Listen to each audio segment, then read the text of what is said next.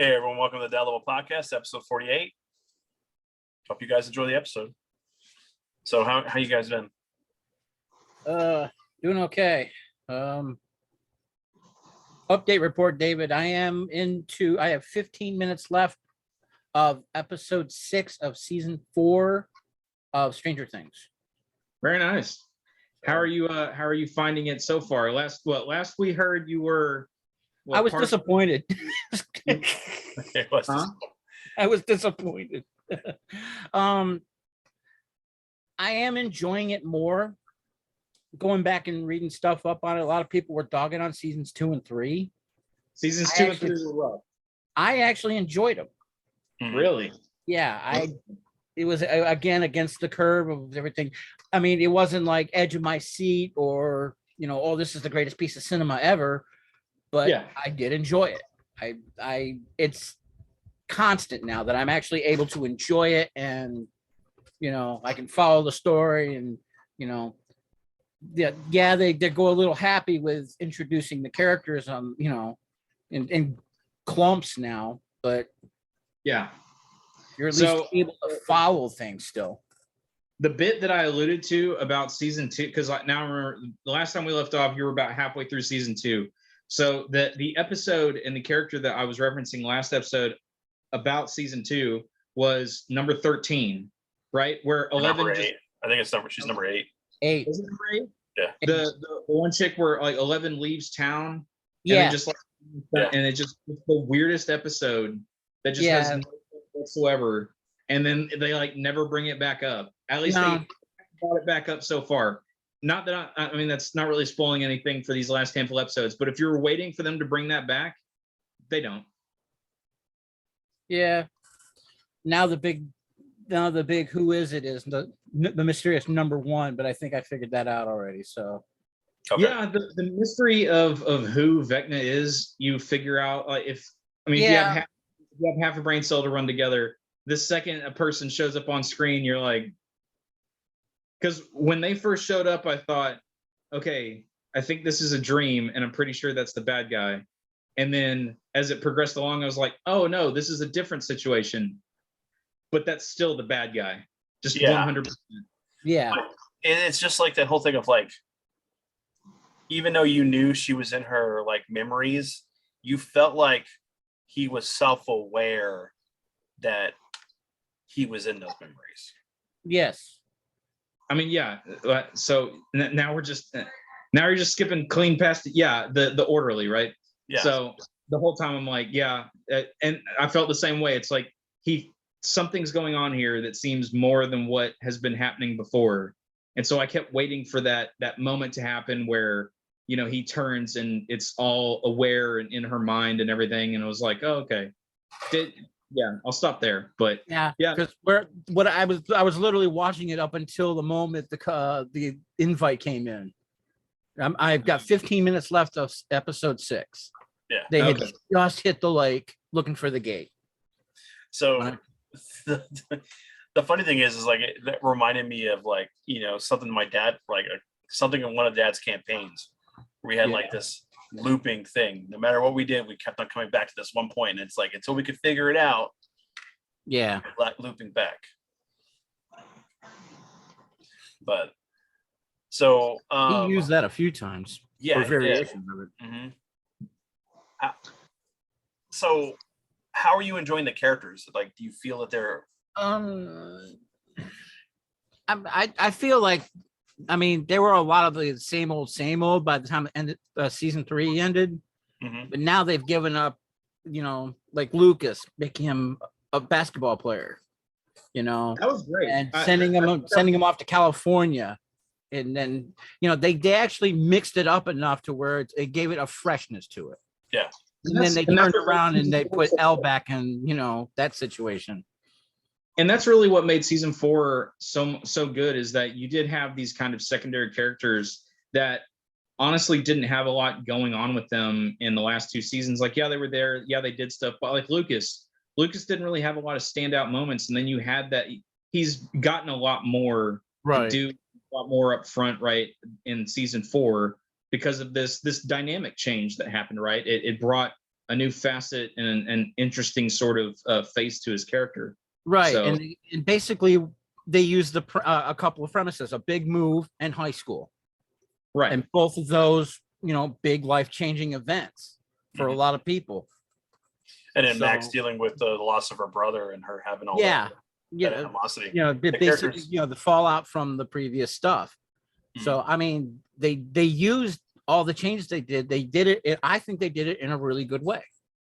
They say, okay, we have, they're going to high school. These four have gone to the West. The rest of them are trying to deal with stuff here, and then everybody's processing and trying to move on from what happened previously with the big mall fire, and then they have to keep things quiet because they can't talk about it. I mean, they've layered it very, very well. I think so far they've layered it very well. Like I said, my only disappointment is how I feel like they backpedaled with 11. I mean, because getting him back. Yeah, I mean, it feels like it's almost back to square one. And that's what Julie said. This is what they do, go back to square one with her. And I said, I kind of see that, because she's been trying to watch. In that third season, she was overpowered to shit.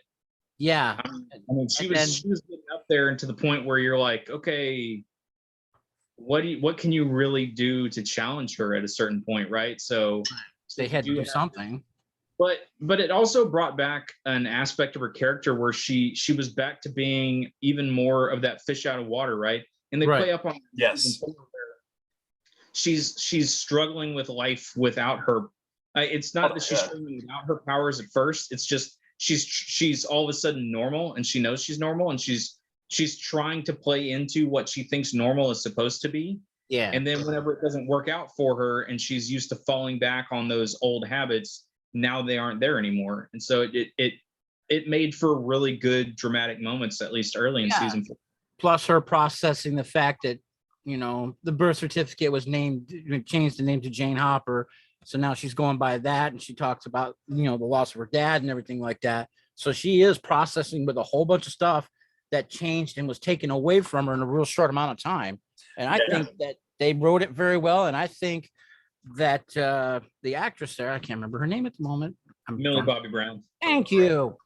I think she pulled it off very well. I think she's an incredible actress. Yeah, she really kills in that show. Outside of just holding out her hands in a menacing manner and strength, right? She actually does have really good acting chops outside of that. I mean, all these actors, right? All these kid actors are really good in all their various parts. They nail just all the heavy moments, right, that come through there. That was one of the things that kind of drew people into a lot of this. Was it reminded them not only of stuff like Stephen King and all that, but it really gave you this Spielberg sense where you had these kid actors that were actually really competent actors from the outset. Yep.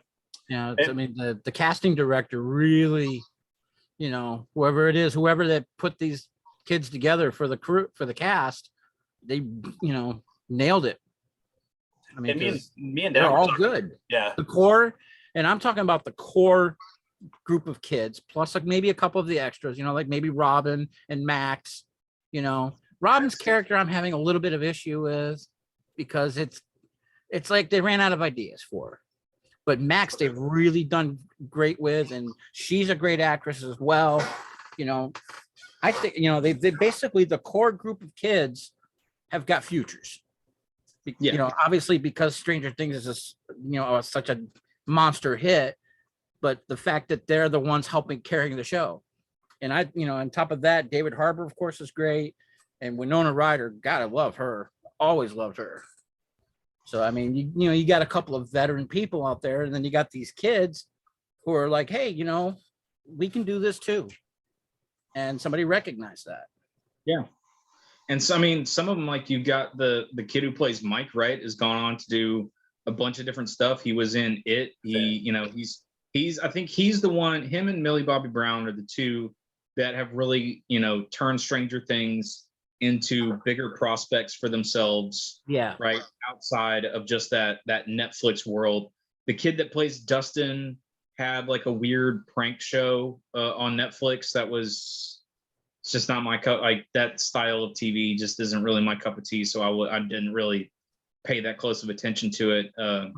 Yeah, outside of like those two, I don't really see a lot of the others getting big time roles. I mean, of the kids, right? Right. But I mean, honestly, I think of all of the original cast, I really like Steve. And I never understood. I think Steve's had one of the better character arcs overall throughout the series. Yes. Because, I mean, in the first season itself, he went from being the asshole jock to basically a hero. Right. And he's kind of maintained that momentum and grown more and more into a hero type character. And the other big time character of all the new ones that they've added in over the seasons, I really think Max is the one that has just been absolutely killing it. At each new season, she just gets better and better and better. And season 4, them deciding to focus so much in on her and Lucas, when you get to the end with how all the rest of this unfolds, those two and their story is the way it shapes up towards the end is awesome. It's really, really good. And you're going to get to see more with Robin. She does shine better towards the end of this season. Right. And like what we got with how great she was in season 3. Mm-hmm. Yeah. You know, using her character to help break the code and stuff like that, developing off of her trilingual ability and stuff like that. That was a good play, writing wise and, you know, story wise. Mm-hmm. And then from there, they really gave her a chance to flex a little bit. And now they've kind of backed off again, you know, but I'm seeing a pattern here. You know, she's going to be able to step up a little bit more. Like when they're in the asylum, they gave her a moment and she really ran with it. Mm-hmm. And I thought that whole thing was fun. And seeing Robert Englund, of course, was great. Yeah. Yes. The great surprise for me so far, the big surprise for me, the one I've really enjoyed, or the one I really enjoyed, was Jake Busey showing up. Okay. Jake Busey is a great actor, and he plays a great heel and a great bad guy. You know, and it took me back to thinking about the movie Identity, where he was in that, and that was one of the first movies I ever saw him in. And I'm like, yeah, this guy can really kill it as a heel, as a bad guy and stuff like that. And he really played it well. So yeah. I did enjoy that. No, and they've done great, right? Bringing in a lot of just random cameos like that. Like, man, I was so stoked when England came up on the screen. Like the second he walked out, I was like, oh, hey, how you doing, buddy?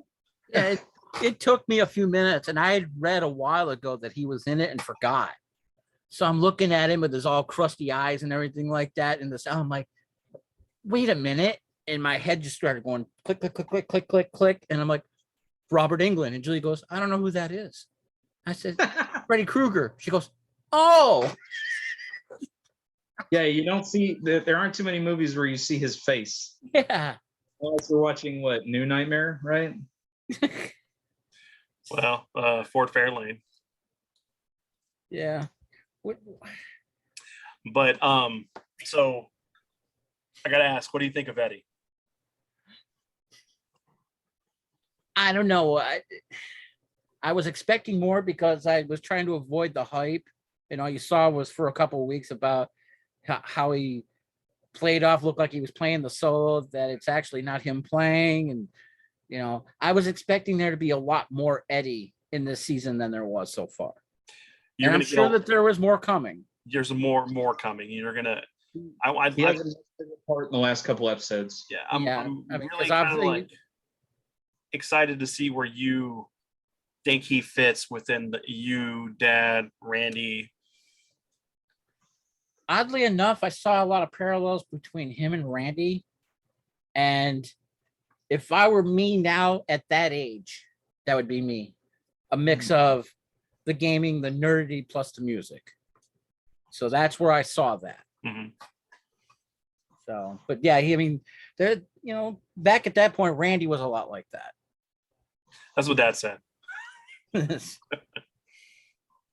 So, only Randy could be a little more aggressive.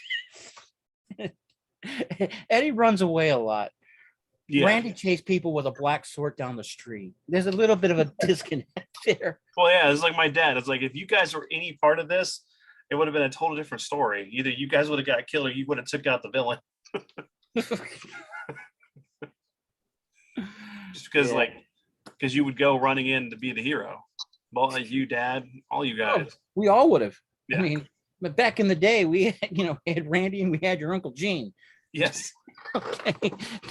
So yeah, the odds would have been greatly in our favor because Travis would come and sit and watch parts of it with me. And he's like, well, was it really like that back in the 80s? And I said, oh yeah, that's definitely this. And that's definitely accurate. And I said, we were definitely free range. So having that variety of thought pattern and everything, I said, oh yeah, that is exactly how it was. Mm-hmm. I said, these guys were definitely children of the 80s. And it got me thinking, anybody who was a child growing up in the 80s in their, preteen to teen years and has a kid now, those kids might stand a chance because, man, we were different. And we just right off the reservation. We're gonna say, David.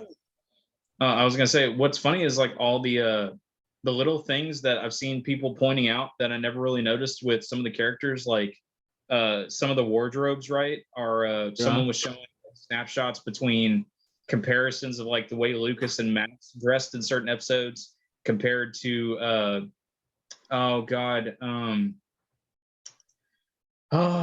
played Venom in Spider-Man 3, and then the redhead. Topher Grace, yeah, Topher Grace, and then his the redhead from that '70s show, and how the two of them, the way they're dressed, like it's exactly the same between some of the characters. It's been kind of cool to see like all the weird little hidden Easter eggs that they've kind of sprinkled throughout everything that you never really stop and think about, and it's like, oh, that's kind of a cool thing that you threw in there, right? Just little hints at things and way that it goes. But yeah, no, it's good. I'm glad that you were having at least somewhat of a good time with it. I mean, it's not boring me and it's not making me go, forget it.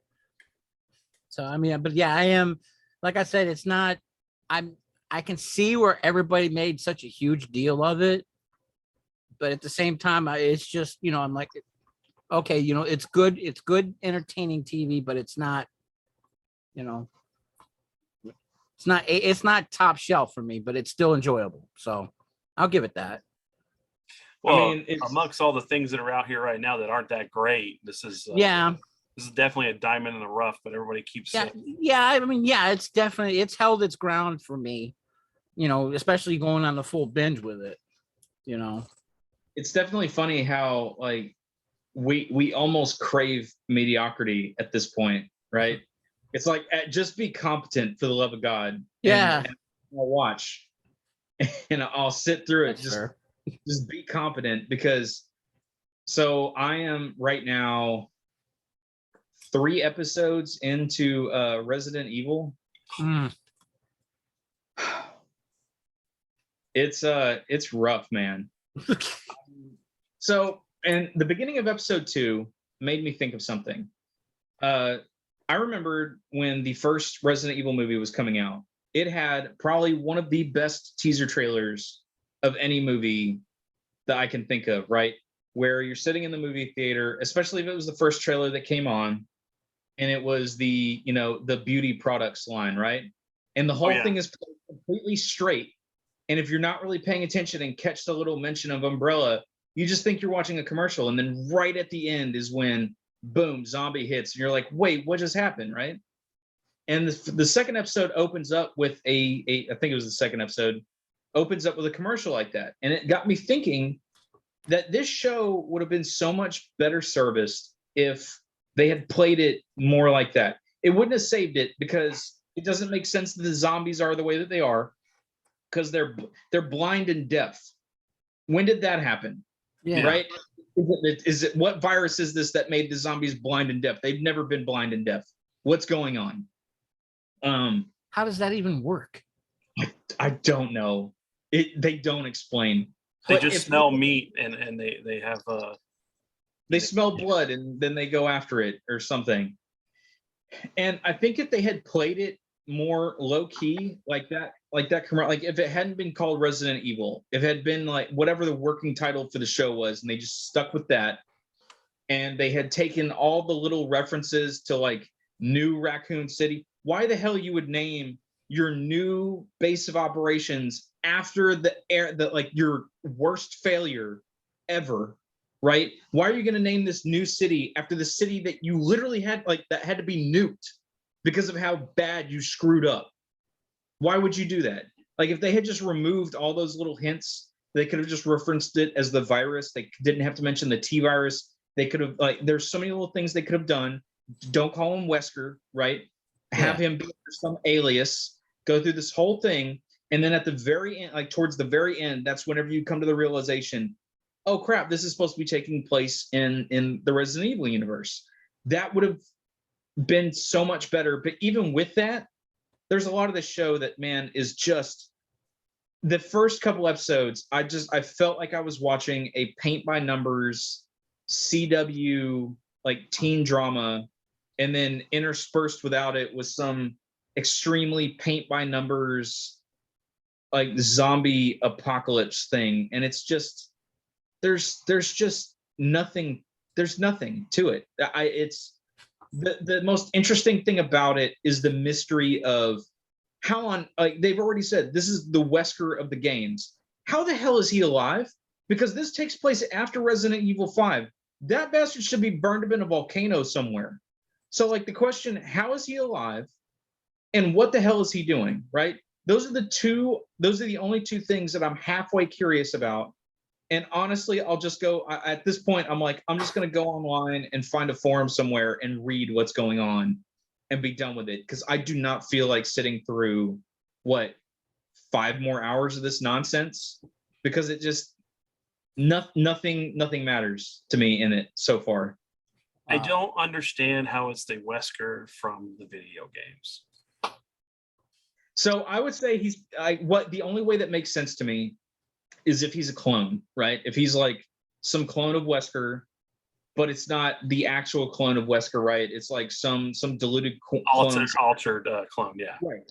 Like something that he might have spliced in someone else's genes or something, because he was all about that, right? He was all about the next evolution of humanity and all that stuff. So it would make sense that Wesker would take his own genome and experiment with it, right? And kind of mess with it a little bit and be like, okay, instead of being like the mega super soldier, this guy's going to be more like science oriented. That way, while I'm going around doing my, trying to kill Chris Redfield constantly work, I can have this other version of me in the lab continuing that part of my work for me, right? Like that would make sense.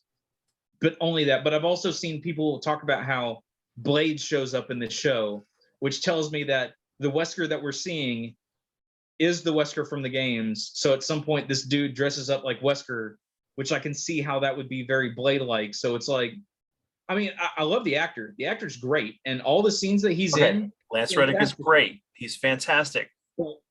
But it's like, again. But the actor has nothing to do, his acting and who he is has nothing to do with this character.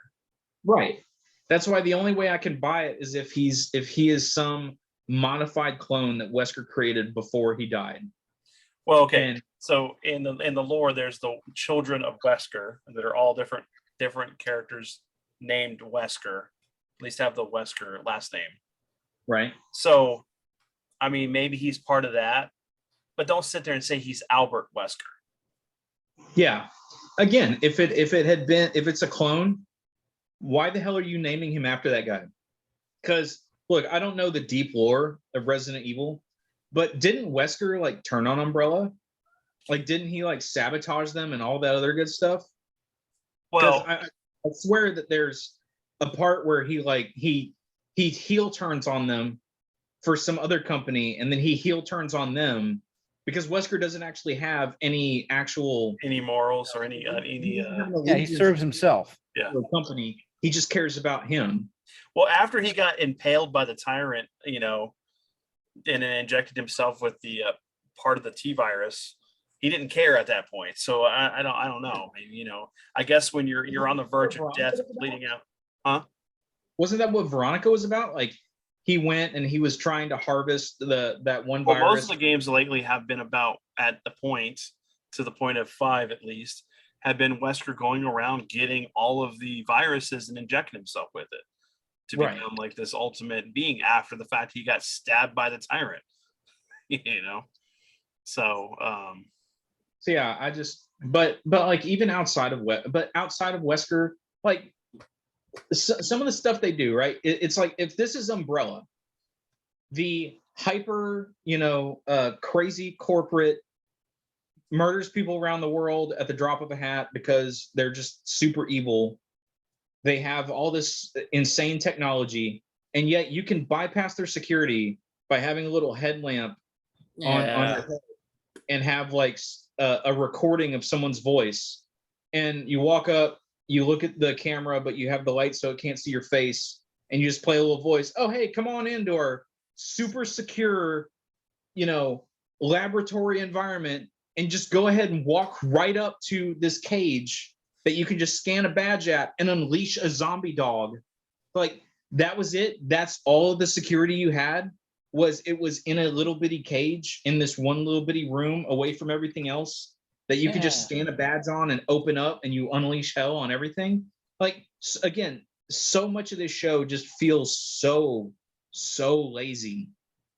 And it goes back to, again, what we've talked about before with the Halo series, with all that new Star Trek that's been coming out, with a lot of this Star Wars stuff that's coming out. It's people just want to tell their generic, you can call it fan fiction, I guess, in some cases, their generic sci-fi, horror, whatever, insert whatever story. But the only way anyone's going to pay attention to it is by slapping on the name of something else. And then people will at least sit down for the first couple episodes, and then they'll realize it's shit and they'll walk away. Yeah, it's Flex Seal. Just sit through. Look, we got this leak here on this wonderful sci-fi. Flex Seal, Resident Evil. That's right. You got a lazy zombie apocalypse story you want to tell, and also a kind of tale about like evil corporations gone mad. Well, we'll just put it in our patented story blender and just, mash it in there, shake it around a little bit, make sure it gets nice and mixed up, pour it out, and then we'll just plaster Resident Evil on it and shove it out to the masses, and they'll eat it up. It's just like I told you guys before, and I was telling Dad. It's the shitty-o cereal, right? With whatever brand you want on it. Everything in that box is shit. Just because there's marshmallows that may be shaped like the theme of whatever you like, doesn't make the cereal good. Just because it has the name of whatever product you like. Sorry. Hey man, some of those off-brand cereals are delicious. All right. I didn't say off-brand cereals. This is shitty-os. Shitty-os, yeah.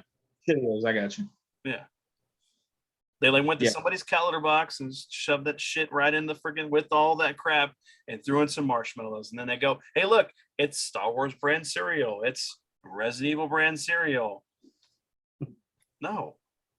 So on the good side, right, is I've gone back and I'm picking my way back through Peaky Blinders because I never finished the series.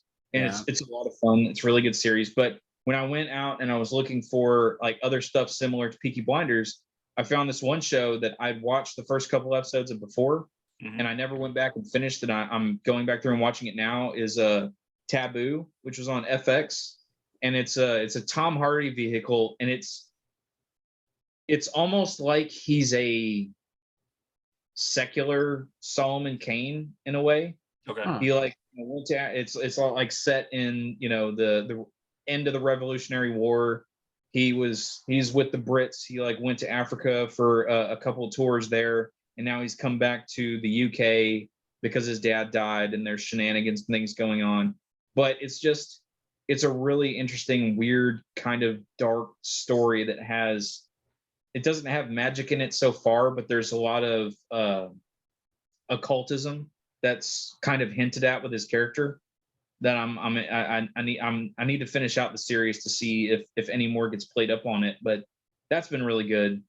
And then over the weekend, the wife and I we were debating on a movie to go see because some friends of ours took the kids. So we had an evening to go take a look at a movie.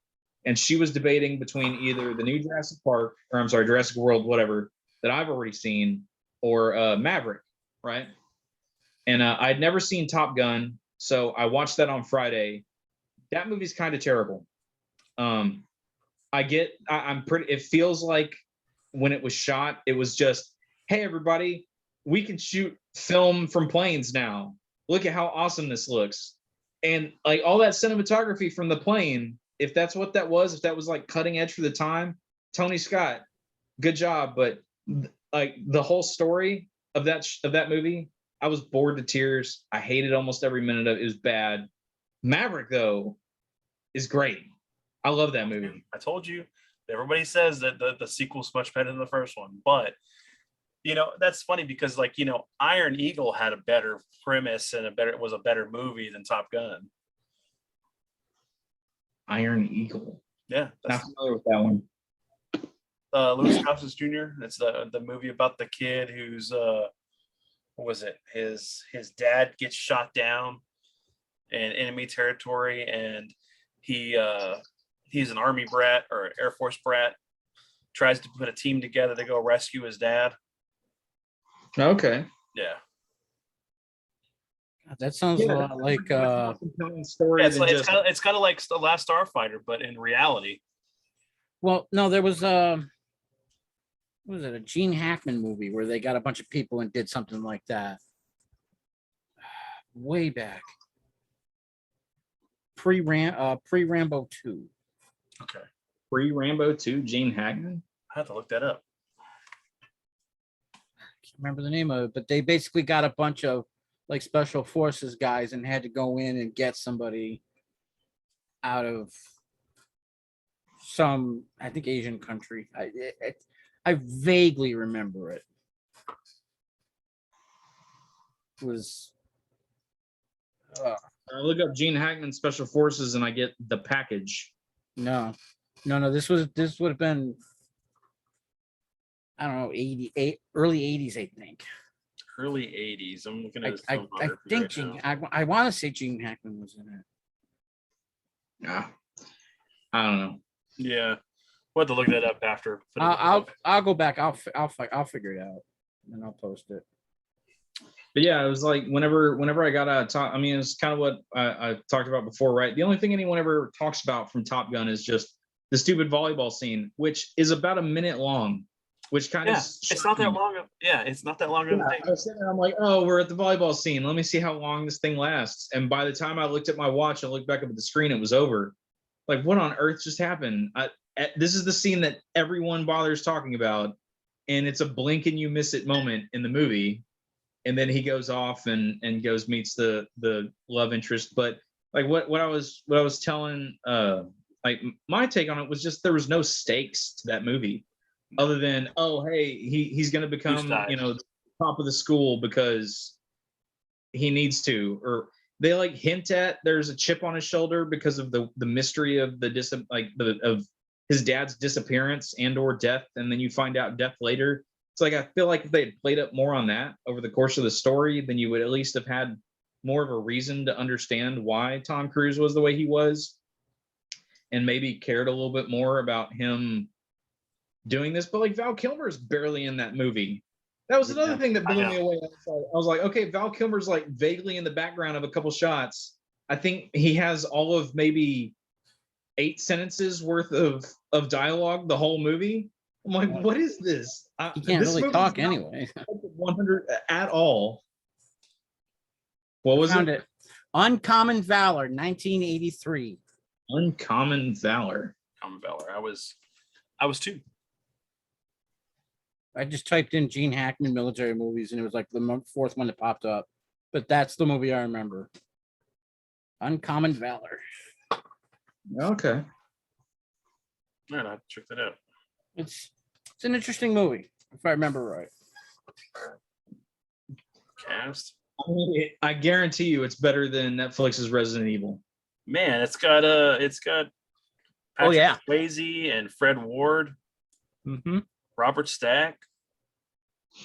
Yeah, it's a good cast. Oh wow, it's got Randall Cobb in here. Tex Cobb, man. Yeah. But now was it so just talking about 80s movies, we watched well, it's not an 80s movie, but we watched damn it, freaking Harley Davidson and the Marlboro Man. Oh, okay, yeah. And it was funny how like all the guys were like who hadn't seen it and they see Mickey Rourke. They're like, that's Bruce Willis. No, that's Mickey Rourke. Man, when you find those old movies before his face got just melted, it is so weird. It is so weird seeing him, right? Because he was the pretty boy in everything. Yeah. I forget which movie it was, but yeah, I was like flicking through some movies, looking at various things, and all of a sudden I just see Mickey Rourke's face going by. I was like, oh hey, it's when you were pretty. and probably sane because he was a boxer at one point. Was getting his head in. Yeah, brain damage. Mm-hmm. Mickey Rourke, you can make it with Play-Doh. I mean, he's done well since, right? He's been in a couple things that. Yeah, The Wrestler wasn't bad. No, but and then you got Don Johnson in the movie as Marlboro Man. Yeah, of course. Tom Sizemore, one of the Baldwin brothers.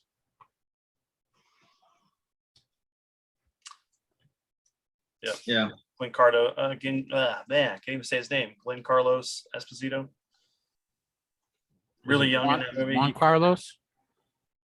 No, the one from Star Wars Mandalorian. He was in. Was it?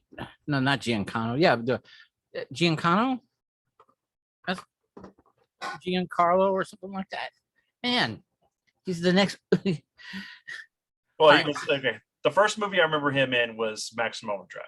He's the truck driver that goes inside the arcade and gets his butt electrocuted. Yeah.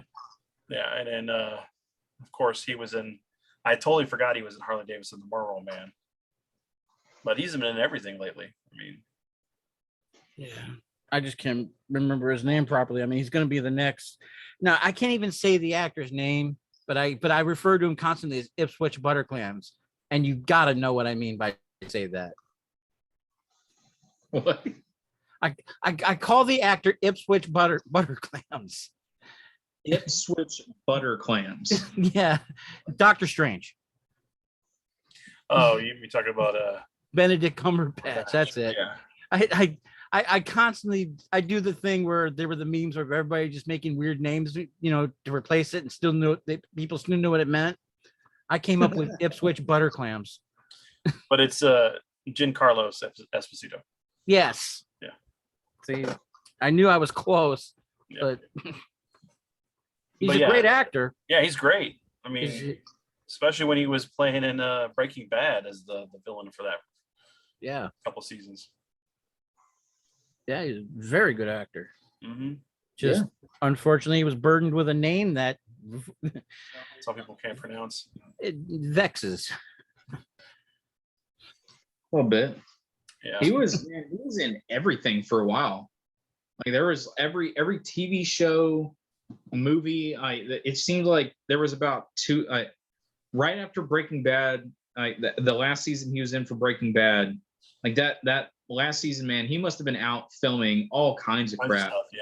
Because I swear, every time I turn around, there'd be like a new. There was that weird TV series where, like an EMP went off or whatever, and like wiped out all technology, and so everybody was back to like farming and all that. And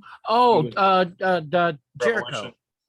Not Jericho. No, not Jericho. It was a different one. Revolution or. God dang it. Yeah, I think it was. Yeah. Hold on. Oh, great. Man, old man brains. Old man. Yeah, right. Hey, man, it's been. Somebody's screaming at the screen right now. You bunch of nerds. You're not really nerds. Hand in your nerd card. Hey, I've never look. Yeah, Revolution. I have proved that I've gotten all kinds of shit wrong, and I don't care. Yeah, that's what it was. Yeah, Revolution. Yeah, right. Revolution. But that was a good series until they canceled it and it never got finished. I never saw it. So It reminded me of a book series called When the Fire Dies, I want to say.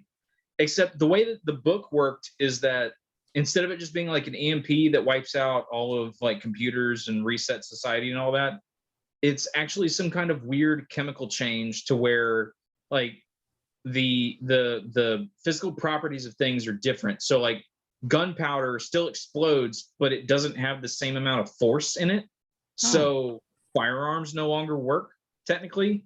The internal combustion engines and things don't work anymore because just the explosion that's supposed to cause everything to move and all that, it doesn't work the same. So it was like a weird BS reason to force everyone to go back to bows and arrows and swords and slings and horses and all the other stuff. But overall, I read the first book of it, and the first book was pretty good. Was pretty interesting. There was a lot of events and things that happened over the course of it. It takes place in some like Midwestern state, breadbasket place somewhere, and it was following like what was it? They were a bunch of like Wiccans or something like that. They worshiped some kind of Celtic group of deities, and so they kind of played into that mythology and everything with it. It was a pretty good little book. I should probably go back and try and read the rest of the series. I'll put it on my list of somewhere forever in the future to get to. Yeah, this one, it was because of nanites. There was some nanites that were designed to stop all electricity. That's right. That's a different approach. Mm-hmm. Or something like that, yeah. And then like, because you end up meeting this lady who has like the ability to like kind of turn them off where she's at, because she has something that kind of like dampens the nanites. Oh, interesting. But which is funny because there's another series. What is that other one that on Netflix that we were waiting for a second season for, but I think it got canceled? The one about where all the kids turn into they're half animal. It's been so long since that series. It was last year because we were talking about it on the podcast. So much stuff has happened since then. Yeah, and it's bad whenever stuff doesn't get picked up again. You kind of like if it doesn't get picked up again or it doesn't come back into consciousness. It's like there's just so much entertainment out there to just feast upon that it's just if you're not staying active, man, you fall off the radar. Like that Taboo show, the last time it came out was 2017, and they're finally about to start shooting season 2. It's like, damn guys, it's been 5 years. What the hell? Yeah, I can't remember what the heck the name of that show was. I get there. My brain's like, because it was based off a comic book. For some reason, my brain keeps going to Fables, and it's not Fables. I know that much. Where they turn into animals? Yeah, all the children born have like animal characteristics.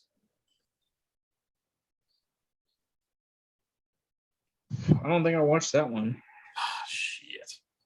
And it was on Netflix? It was on Netflix. This episode brought to you by Web Search. Right? Brought by almighty Google. Oh, Sweet Tooth. Yeah, Sweet Tooth, yeah. Okay. Now I know what you're talking about. Yeah, it was... I completely forgot that series existed, legitimately. We started watching it while we were on the podcast, and we talked about it for... That's right. So yeah. But no, it was that was one that was good. But I mean, there's so many good shows out there that have come and gone. Like every time I see stuff like like Resident Evil, right, where they've thrown so much money at this thing, and I think back to shows like what was it, Almost Human? Almost Human was fantastic. Carl Urban. Yeah. It was like, man, that was such a good show. It got one season and then it got killed off because reasons, right? I think it was too expensive because of all the visual effects and practical. I believe it. I mean, that's kind of like the old, although I think that ran, Sci-Fi way back in the day did a series on the Invisible Man. Where great seasons. Yeah, it was fantastic. That was an awesome show, but I think that one got canned eventually because it was just it was so effects driven at the time that it was starting to become burdensome on it. But man, I remember that show. And then the first wave was great too. You know what show I miss from Sci-Fi? Warehouse 13. Warehouse 13 was a good one. I loved that show. Even toward the end when it started getting formulaic, I still enjoyed it. You know, you go back and catch the first couple of seasons of that, and it's top notch. Same thing with Fringe. You know, you get the first couple of seasons of it and then call it a day. You get left with something that was fantastic and then, you know, convoluted as time went on. That seasons. I thought it was 3, but it was 2 seasons. That is one thing, you know, that with the style of show that we have now, because everything gets shot at one time, right? It's all binge method. Everything gets dumped on the same day. It's like there aren't very many shows, it feels like, that do that old formula of just, we're gonna tell a new if I can get it out of my mouth, a new story every episode, right? It's like, here's this thing. I know there's stuff out there that's I guess, I mean, I don't know about any of the Star Trek shows because I haven't watched them in forever, but it feels like the majority of shows now are all this big overarching storyline that they have to tell, right, over the course of 8 to 10 episodes or whatever it takes. And it seems like a lot of that, just a lot of that, you know, daily adventure type stuff isn't nearly as prevalent. Yeah. At least it doesn't feel like it. I don't know. Maybe I'm wrong in that. Maybe there's all kinds of shows that exist out there that do that style, but it just, I don't know. It doesn't seem like those kind of things stand out anymore. Everybody wants to watch this big, long, drawn out, you know, 20-hour movie these days. Well, I mean, I'm not a big fan of sitcoms, so I mean, the episodes where they just are shows that don't like have that, like every episode's its own little thing. But I'm talking about sitcoms, right? Like you had stuff like Sliders or stuff like that. Where that's what I was going to bring up, because you had Sliders, you had Friday the 13th, the TV series, which is just like that. Because every episode was a new artifact, and it brought a whole new story. You know, every episode was self-contained, but it continued on with the story arc they were telling. Yeah. Another show that ended up going the same route, started off with the weekly thing that they called it Monster of the Week, was Supernatural. Mm-hmm. First 2 seasons of that, you got a new thing, maybe a couple of episodes tied together, maybe something called back to earlier in the season, but they didn't really start getting into the full story arc of the whole season until like somewhere in episode 3 or season 3, if I remember right. As it built up to the finale, that's whenever you started having interconnected episodes as it went along. And then, I mean, and it really turns into like you have to go out and watch that kind of stuff, right? Like the just kind of generic CW shows that they throw out there that kind of do that. And I don't know, man. It's because the Flash is like that, Green Arrow. Well, when it was on. Yeah. They've canned a lot of that stuff. There's a lot of superhero television that I haven't brought myself to watch, right? Like there's all kinds of DC shows that I know are supposed to be really good, like all the Doom Patrol stuff and everything. I keep telling myself I'm going to get to, and then I just find something Doom else. Patrol, I gotta praise Doom Patrol, man. It's only 3 seasons so far. I don't know if there's going to be a 4th one or not, but when it comes to the superhero thing, they got it right. Okay, there's just it's batshit crazy. It's, you know, there is an arc per thing, but there's not a lot of episodes per season, kind of like the Netflix formula. But at the same time, there is individual stuff that you get little flavor of per episode, and then there's callback stuff, and then some of it goes from, you know, there was stuff in season 3 that called back to season 1, so it helped continue. You know, see, if you came in late to the game, you were able to get some taste of the beginning of the show and stuff like that. And they tied it together very well. And the cast is great, you know. Yeah. I've heard nothing but good about it, right? Oh, all kinds of good stuff about that. I've heard good stuff about the new Superman show that's going right now, whatever it's called. I don't know if it's still good, but I know when it first came out, there was a lot of praise for it. Yeah. Stargirl is supposed to be really good. I watched the first couple episodes of Stargirl. That was the last DC show that I sat down and started watching, and I was watching it, and as I was going along, I was like, you know what? I should probably get the daughter to sit down and watch this, because I think like the gymnastics and all that stuff that kind of go on with her, right? I think she would get a kick out of it. So so I keep meaning to sit down and watch through it with her, because I do like how they handled a lot of the characters. And I wasn't the biggest fan of the fact that basically the entire JSA is killed in like the first opening 30 seconds of the movie. I'm sorry, movie, TV show. But and then I don't even get to see Alan Scott, right? There's green fire everywhere. Where's Alan? Where is he? Oh, he's dead. Damn it. Hey, there's Jay's helmet. That's cool. Where's Alan, guys? Give me a purple cape. Give me something, please. Nope. Just green fire and Green Lantern's dead. Damn it. So maybe that'll be the show that I finally get Lantern in. I don't know. I keep waiting. I keep looking around. It was like when the Flash series came out, I was like, okay, here we go, guys. Brave and the Bold. We got Barry. Give me Hal. Come on. Hal and Barry. Team them up, please. Please, God, give this to me. Nope. Damn it. I'm never going to get Lantern. We got was a flight jacket. Yeah. If we don't get a full second season or a second season for Constantine, we're definitely not going to get Green Lantern. And then one that was really good though was I enjoyed The Tick, the live action one that was on Amazon, and I don't think the second series, yeah, that was actually really good. That I don't think it made it. I think it can't.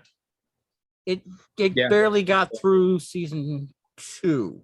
Okay, but it kind of fizzled out or something happened. But it took them a long time to get the second half of 2 out. I think. If I remember right. All I know is I remember being able to catch the first half of the first season right away, and then there was a gap. So I'm like, oh wait, that's a thing. But yeah, that was actually really well done.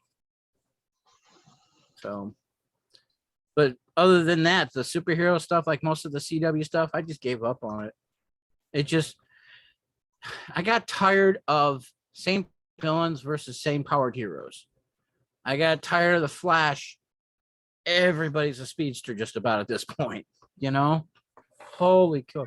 They're bringing speedsters from the future. They're bringing them from alternate dimensions. Everybody's a speedster. Hey, let's just run around and have a big circle jerk. Why not?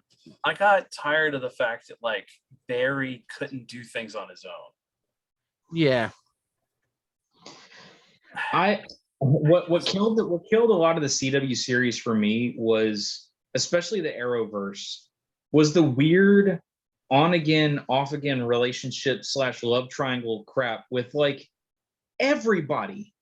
It was everybody at a certain point. It's like every time, like that's why oh crap, I forgot his name. It's been so long since I've watched those series. I forgot his name. What was his name? Duggar? Diggle? Oh yeah, Diggle. I love Diggle. The fact that he and that's maybe it's just because I'm an adult and I've got a family of my own, right? The fact that he had an established family, he had a daughter, right? It's like he had kids. It was so refreshing to just see him in a normal relationship, going about his job, doing all these things that I didn't have to deal with. Well, Felicity's with Oliver, but she also kind of likes Barry, and Barry kind of likes Felicity. But then there's this cop chick that's going to show up for like 3 episodes that he's got way more chemistry with. But then we've got to shelve her and send her off in the middle of nowhere so he can get with his stepsister. We're just going to keep moving. And now we've got the Atom, and the Atom's with Hawkgirl. But then Hawkman shows up, and now Hawkman and Hawkgirl are together. And then the worst Vandal Savage ever put on screen ever shows up and kills Hawkman. And now Hawkgirl's with the Atom. But now Firestorm it's like, I don't care. Just can we get to the fight, like the superhero stuff? Do I really give a shit who's getting laid right now? No, I don't care. No one cares. I mean, it really. Oh my God. It's like all that crap. I got so tired of it. That's why I had to like Legends of Tomorrow. I know supposedly there's like a bunch of really cool episodes when they get into like a lot more interesting stuff in like the later part of the first season, and all the seasons after that. But by God, man, the beginning of that show with all the crap between Adam and the Hawks, I by that point, I couldn't do it anymore. That was my quitting point on the Arrowverse, was right around the halfway through the first season of Legends of Tomorrow and all that stuff. I quit. I couldn't do it. I bailed out. I was like, no, I'm done with this nonsense. I'm out, guys. Thanks for the Arrowverse. Thanks for giving me a really cool version of Ra's al Ghul. Thanks for giving me a cool version of Deathstroke and all that stuff. That first season of The Flash was pretty entertaining, and I really liked Reverse Flash in it. I'm done. I'm out. Yeah. I hope that y'all don't run for 50 million seasons like Supernatural, and y'all get out before it gets bad. Apparently they haven't, so. Yeah. Yeah, I gave up on Legends at one point, and then they brought in Constantine. I'm like, God damn it. So I watched all the Constantine stuff, and when they said, oh, he's done, he's going to be this other guy now, I'm done. Thank you. I'm out. Thank you for that was like me with Supernatural. I found out there was the one episode they were bringing Bobby back in season 6 started. The second they blew up Dean's family, I was like, I'm out. Fuck you guys. Go. No, Dean earned that. Yeah. Dean earned that the right to have a family, and y'all stripping him of that just so you can reset him back to zero because you're a bunch of lazy ass writers is bullshit. And then I found out that Bobby was showing up. It was going to be one Bobby centric episode. I sat down and watched that, and I was like, all right, I'm done. Bye, guys. Y'all have fun. And then it went on for like 30 more seasons and killed Constantine. God, I hate that show. Yeah. I love the first 5 seasons, and I love that Bobby episode, but I hate that show so much. Yeah. Because we could have 5 seasons of Constantine. I just called Eric Crispy. Eric Crispy, awesome. Crispy ducked out after season 5. He told the story he wanted to tell, and then he's like, I'm gone. He wanted it to be 5. Yeah. He had an end sight. He had an end game. No, if I remember right, he did that. He did seasons 1 through 5, and then after that 5th one was done, he stepped away, and another creator force took it over. If I remember right. If I'm remembering wrong, and it turns out he stuck around for the whole thing, screw that guy. I don't care. No, he did executive producer. He held a title for a while, but as time went on, he became, because he was working on other stuff, and now he's got The Boys and he's got other stuff. I still haven't watched season 2 or season 3 of that. I need to.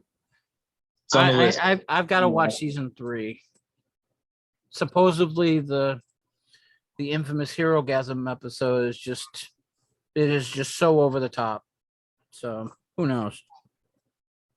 I've just heard a lot of good things about Soldier Boy. He's supposed to be a really good antagonist for the season and all that, but like I honestly have a hard time with stuff like The Boys, right? Where it's the deconstruction of the genre, right? It's showing all the nasty, dirty side of it. When it's quick little like one shots, like a movie, like Watchmen and all that, I can sit down and watch it and enjoy it. But when it's just like season after season after season of, hey guys, all superheroes are complete and utter assholes. Like, okay, like taking the piss out of superheroes, I can only do so much. Like, that's why a lot of the Garth Ennis stuff, I've never been able to read a whole bunch of it. Like, I know everybody loves all his work. Everybody loves Preacher. Everybody loves Punisher Max is good. But that's because that's like, of all the heroes that exist out there that deserve to just absolutely murder the face off of everyone they come across, Frank Castle and I completely understand. Yeah. Well, then you have Grant Morrison too with his stuff. Grant Morrison. He just does way too much LSD. Yeah. He does way too much LSD and just gets way out there. I know The Invisibles is supposed to be amazing. I've never read it. I was kind of let down by All-Star Superman. I know a lot of people are blown away by that whole storyline. I got to the end of it, was like, it was fine. But yeah, a lot of hit, and now he's writing Green Lantern, or at least he was. I don't know if he's still on it, but I read the first volume of his Green Lantern. It's weird as shit, man. It's so weird, so out there. That's what I heard. Personally, I think he has it in for superheroes. Yeah, I mean, I think he has it. He wants to tell his stories, and because he's Grant Morrison, whoop-de fucking do. Anyway, I personally think that he's just trying to break it down completely and wants it to be redone more in his image. I've never really super cared for it or in his approach.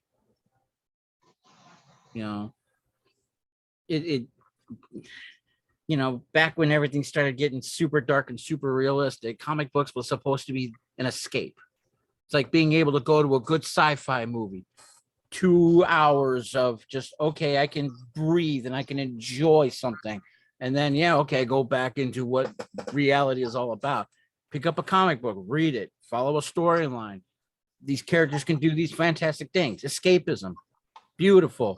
And then Grant Morrison comes along and says, no, it's all bad. No. In fairness, it came before Grant.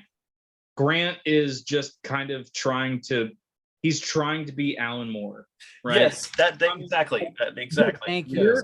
Miracle Man, they drew the full anatomical birth of a child in that comic series. Why? I don't know, because Alan Moore has this weird fixation of anatomy and births, like the Neonomicon, where a lady gets it on with a fish person and gives birth to the plateau of Lang or Cthulhu or some weird nonsense. Alan Moore's a weird dude, really weird. Wrote some great stories, but really weird dude. My favorite stories about Alan Moore were Warren Ellis talking about going over to visit Alan Moore, and Alan Moore just having people show up at his house with just truckloads of weed and just offloading like bales of weed at his house that he would just roll into these humongous joints and smoke because Alan Moore. He worships the serpent god. Why not? Is this the god from Lair of the White Worm? I don't know where the heck it comes from. Apparently, it actually is a legitimate like old timey deity from I don't know, Babylon or whatever, that he has this weird fixation on, and supposedly is a follower of. It's dude, Alan Moore's a weird dude. For all the stuff he's done for comics and all the stories that he wrote and stuff that he added to the lexicon and everything, he's a weird ass dude. And your dad kind of looks like him whenever he grows his beard out too much.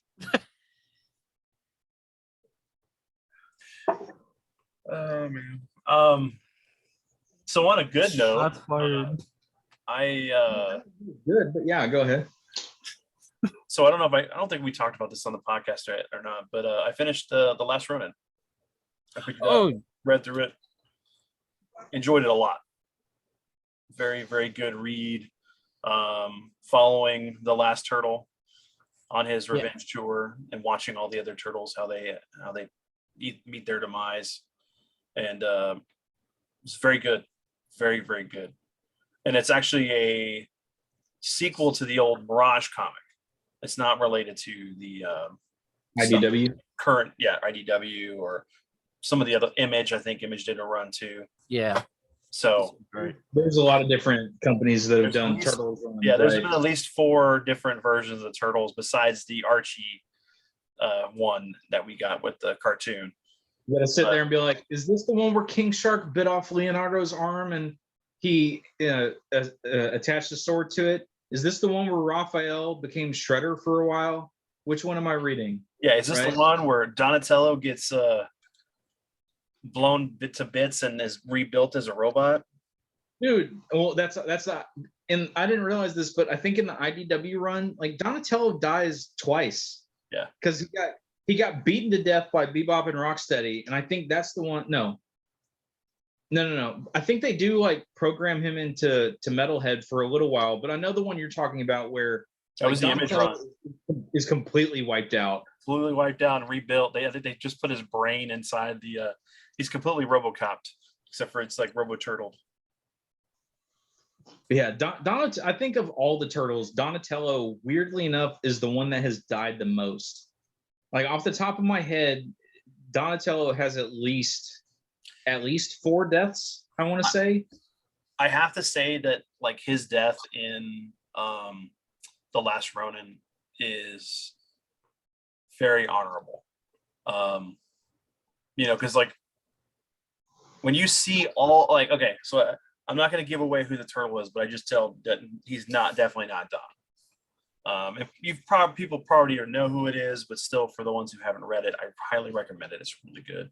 But just seeing these characters, it did bring me to tears. It was really hard seeing characters that I grew up with like just die like that.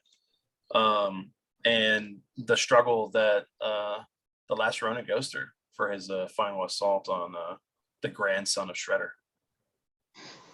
So from what I've heard, right? So I haven't sat down and read it. My brother was picking up the individual issues as they were coming out. Yeah. And so he was telling me a lot about the stories and what was going on. There was one set of deaths that seemed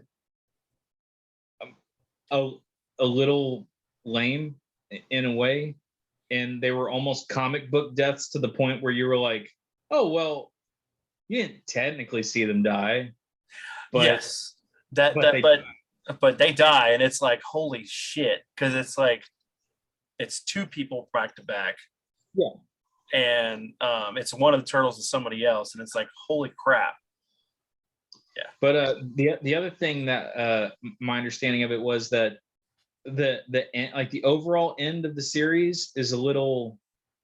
It's like they did all this stuff to show what is essentially the end of the turtles in a way, and then they kind of undo it a little bit right at the end. They add a little thing in there to be like, oh yeah, by the way, this. Well, yeah, it's the very end of like after everything, but it'd be cool because it's like technically it's the next generation, Yeah. But it's kind of cool, like the every time the Last Ronin goes to a point of almost death, he has this glimpse of being around his brothers. It almost kind of gives this whole Lost, like last season feel to it. But yeah. I really enjoyed it. I mean, it was really cool getting to see Eastman and Laird's artwork in like certain flashback scenes. That was the thing I was the most interested about. I still need to go pick it up. Was seeing their art style, right, being utilized so heavily again in a series. That sounded really, really cool to potentially go back and see them, basically them doing a new Turtles run almost, right? Yeah. And then there was some really cool aspects of things that we kind of wonder. I don't want to give too much away because it plays heavily on one character. But like when you're hanging around mutant turtles for so long, but that's about all I'll give on that one. You get Spider-Man cancer, or Dr. Manhattan gives you cancer, or and he takes you up in space and builds a castle on the moon. Yeah, there you go. Bring it back to Alan Moore. Yeah. So we did that here. Yeah. Anyway. Right. But, I need to pick up. I need to pick up Last Ronin. I need to pick up the rest of the IDW Turtles run, because I've been picking up the collected editions. Man, that's what I started doing too. Yeah. Collected editions are really nice. Like I've got them sitting on a shelf right behind I'm looking right at them. It's just the spines of them are so well done, right? They're just so well put together, and I mean, they're really good reads, man. The best run of Turtles, right? Like, yeah. I know a lot of people have some mixed emotions about the newest female turtle that got added, and they feel like she's a little overpowered, right, for being introduced the way that she has. But everything leading up to that point, it seemed like everybody was of the opinion that this was probably the best run that Turtles has ever had. Well, yeah, like even just like the first couple of issues, you know, you have Cobb the cat and stuff, and how like he's like chasing out. Was like, where did this other mutant come from? And you come to find out he was one of the cats chasing the turtles at the time when with the mutagen. So Yeah. it's a really it's just a great read. I mean, I need to finish it, but I was picking up the individual issues, but I figured I'm just going to go ahead and pick up the trades. Yeah. Yeah, that's definitely something I want to get more into again, right? It's been forever since I've really sat down and read very many comic runs. My brother introduced me to a series called Radiant Black, which is it's not done by Kirkman, but it part of the creative team for it is the artist that did Invincible. Okay. And it's kind of a, so far from what I've seen, it's sort of Power Rangers-ish. There's different superheroes that have these very specific suits that are different colors, but each one of them has they have different powers based on various things. Like the main hero has the power over gravity, if I remember right. And that series apparently has been doing really well. I think it's up to about 3 volumes. And then they just recently did a spin-off series called Supermassive that's being done for it. But I keep meaning to go out and pick up that. But yeah, just want to sit down and read some good stories, right? See some pretty pictures with them. It's one of the things I miss. I mean, I haven't picked up on a comic in a long time other than the graphics, and it's like it has to be specific to something I want to read because I don't experiment enough. Plus, I don't get to go to it's all word of mouth for me.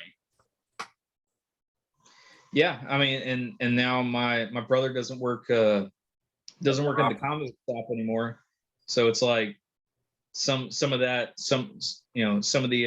lesser known stuff that he would include me in on, right? It's he still talks with a lot of people there. He still gets comics as far as I'm aware, so he's still got a little bit of a plug into it, but I don't know how necessarily plugged in he is to a lot of these new indie titles and stuff that are coming out.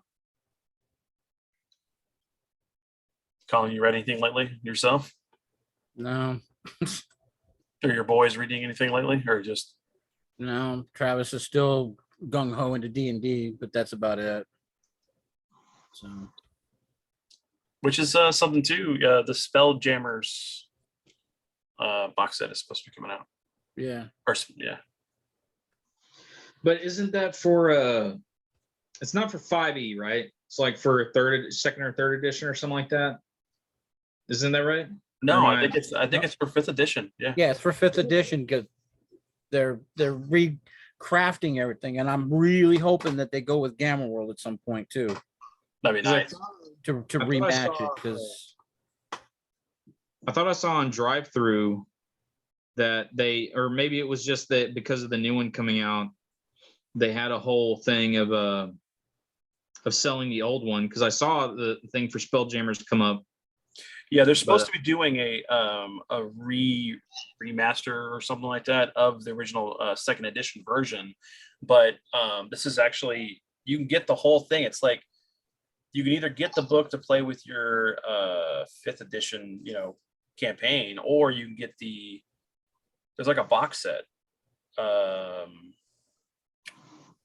Okay. Yeah, it comes out.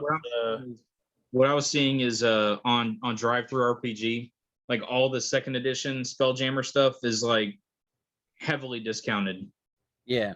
Oh yeah. Pretty well. So I'm pretty sure that's what it was with the new iteration of it coming out. They just figured they would go out and put all this other stuff on sale and see who would bite, right? Right, and that's usually an indicator of how soon before a release comes. Yeah. So David, if you can see. Yeah. That's the box that you can get. Okay. Yeah. 42 bucks. Yeah. Yeah. So I got that pre-ordered. Oh, cool. It'd be really cool to kind of run that through. A lot of the creatures, and it's pretty cool, is like all the ships and stuff are all like either based off like insects or animals and everything. So it's like, hey, you can throw in Mass Effect in here and have a Reaper ship. Oh yeah, are the collectors? Yeah. That'd be kind of cool campaign to run. Do the whole Mass Effect thing with fantasy elements. Yeah.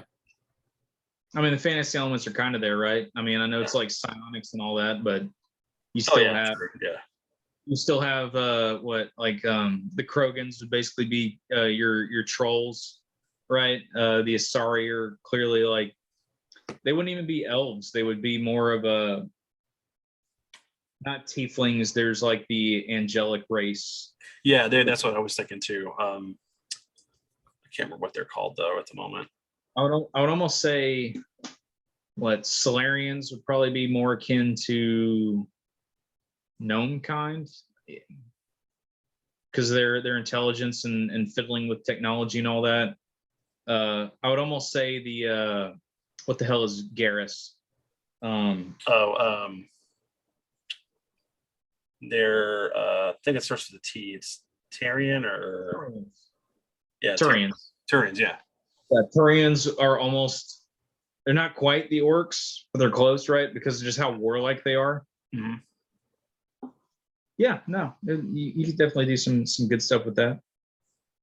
I've actually been funny story. I've actually been going back and playing through it because I bought the Legendary Edition way back when, and I've been splitting my time between Valkyria Chronicles and Mass Effect.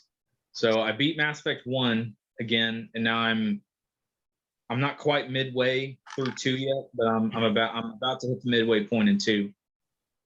So, man, it's just those games are so much fun, and I hope that the new one that they're supposedly working on and come out with is fun as well, and not whatever the heck. I hope so. It's not cookie cutter. That's like we already have the engine, so we're just going to throw a mediocre story together that has broken graphic glitches and poor AI design. I mean, BioWare Bethesda is not, right? Because Bethesda makes some broken ass games, but they're at least playable to start with sometimes. I've said it before. My brother famously will not play a Bethesda game ever again because he tried playing Fallout 3 and he couldn't loot corpses. Like he would walk up, it would give him the option to search the corpse and nothing would be on it.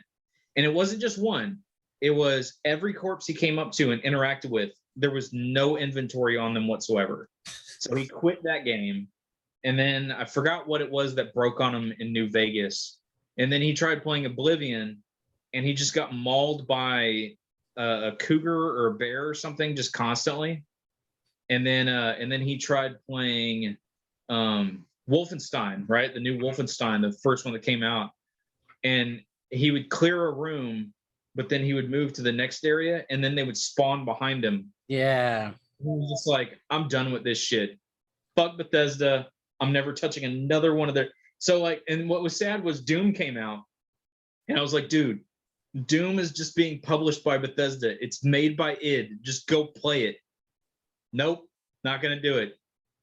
All right. You're missing out, man. I'm sorry. Yeah, I don't know, man. There's a lot of good games coming out, or that are out right now. I'm just working on my back catalog, like I've stated before. Like I know I was talking about like working my way through Judgment. I haven't even touched it. I've been playing Black Mesa, which is the remake of Half-Life 1. Huh.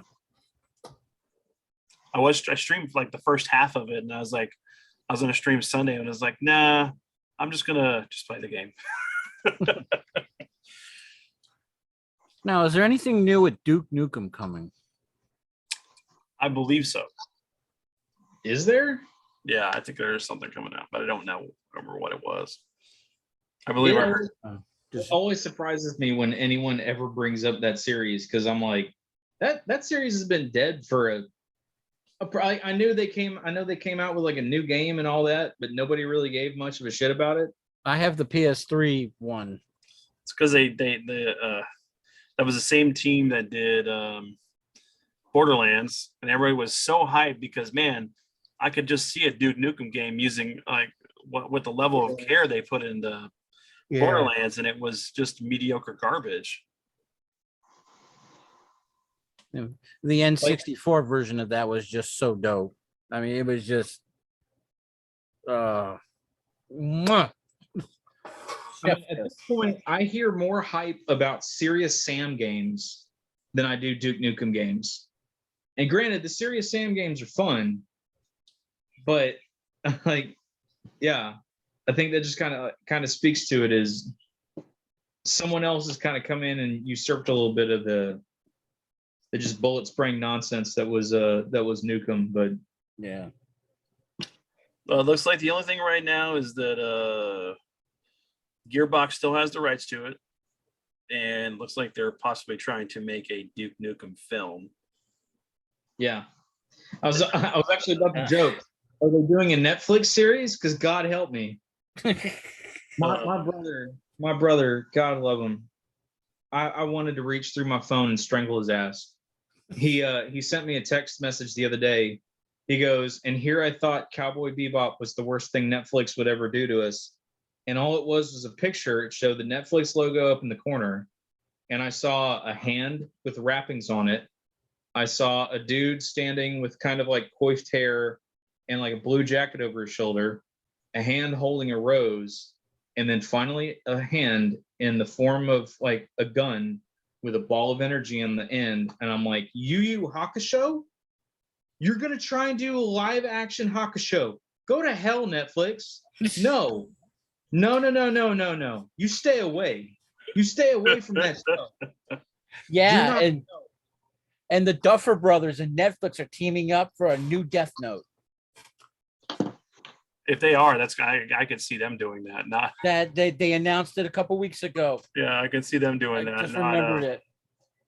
But because from the creators and stuff of, they're making a big deal of connecting the Stranger Things people to it. And a lot of people are like, why? You know, they've been showing the cast for Yu Yu Hakusho. You know that, right? Huh? They've been at least like teasing the cast like today on I don't care. On Facebook. I'm never gonna watch it. I'm never gonna watch it. Bebop hurt my soul trying to watch that show. I didn't even watching it hurt my soul. Yeah. It just they like I get it, right? You're never gonna make people happy. It's either too close to the show and it's so crazy and weird and unrealistic, right? Like whenever they finally showed Ed and everybody's like, wow, y'all are way too faithful to the show.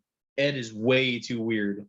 And then you have the other problem where you're not faithful enough to the show, right? Where like Jet and his family, like so much of it that they played into where it's like, okay, you're really faithful over here, but then you're not really faithful over here.